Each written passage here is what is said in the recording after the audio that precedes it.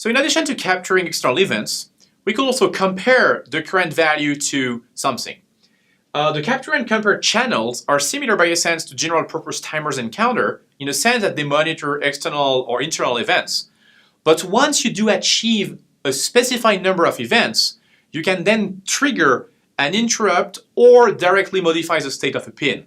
And this gets very interesting to create high-speed timing operations with a limited amount of software overhead. So for instance, we can use that to generate complex PWM signals. A capture and compare channel is organized around a regular capture compare register that is here to monitor time, but also does use a slightly more complex input stage for capture. Usually, here's a picture of an input stage for one of the capture and compare channels in our microcontroller. You do have some additional divider. You do have some filtering, to avoid bouncing. You do have some edge detectors to understand if it's rising or falling. So a little bit of signal pre-processing here. And you will also get an output stage. If we look more so after this input stage, we will find some traditional timer structure with a couple more additional registers. So for instance, our capture compare counter and shadow registers will be here to count the value as well as to monitor what's going on when you get an interrupt. When you capture, you're going to latch the value of your counter, and then you can continue with the traditional compare mode or reloading, all that kind of things. The input compare mode is very interesting to latch the value of a counter after a given transition has been detected by a corresponding input signal. So what can this be used for? Well, you want to count the time between two external signals. What you will do is that your counter keeps running on the time base. Once you have your first external events coming in, you're going to copy this value into the shadow register that you can then read somewhere in your software. The counter keeps running, and once you get the second event, it will get again latched in the shadow register that you'll read in software, and you'll be able to make the difference between the two.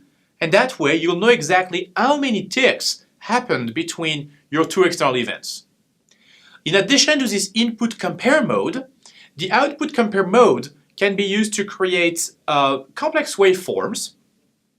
And it basically works by looking at the internal counter and comparing with the capture compare register. And when you match the different values, it will trigger some action on the output. What is that used for? It can be used to create PWMs, and we'll have a look into that. And it's a lot more powerful than pure interrupts because everything happens in hardware.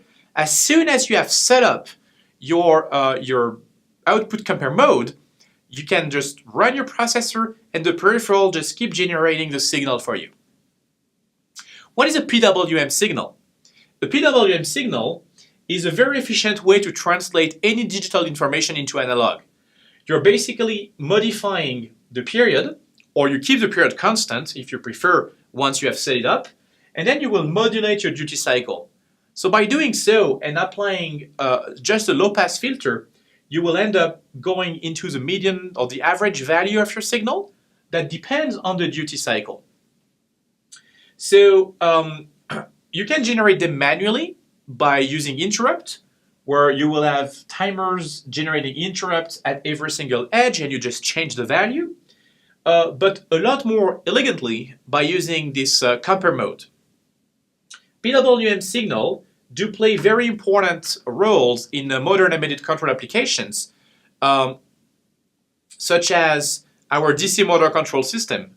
We're going to use a PWM control to set up the rotation speed of our motor. So how do our compare mode is going to be useful to generate PWM signal? So let me just show you again this picture that we have seen. This is time, once again. This will be the complete range for our counter, a counter that is incremented again with some internal clock value. But the main difference is that we do have two threshold values. It's not only a reload register, but now we have two threshold value, and our chip will be able to compare the current value of the register, of the counter register, and perform some actions. So first of all, the threshold 2, which sets the period, is our traditional ARR register. What happens here? Let's go through that. As we increment our counter register, once we're going to reach this value, we're going to reset this counter and start again. That way, what happens is that we're going to create a periodic signal of a fixed period in that case. Every time we do reset the counter, we'll generate maybe not an interrupt, but we will be able to trigger a toggle of our output signal. So that way, we will always be able to toggle the period.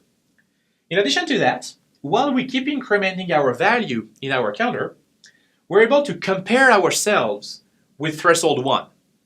Once we reach threshold 1, once we compare to that, we will again trigger a new change on our output signal that will change the duty cycle.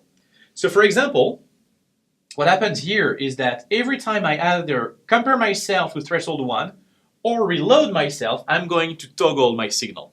And that way you'll be able to create your a signal with a proper duty cycle. This PWM mode will allow you to generate signal with a frequency that is determined by the ARR, as I said, and the duty cycle determined by the CCR value. This is the auto-reload. This is the capture and compare mode register that is used. So what is a possible usage for our class? Well, as I said, you're going to use that to control the LM298 on your DC motor interface board and being able to modulate the speed or the amount of energy you're putting inside of your motor and regulate that over time.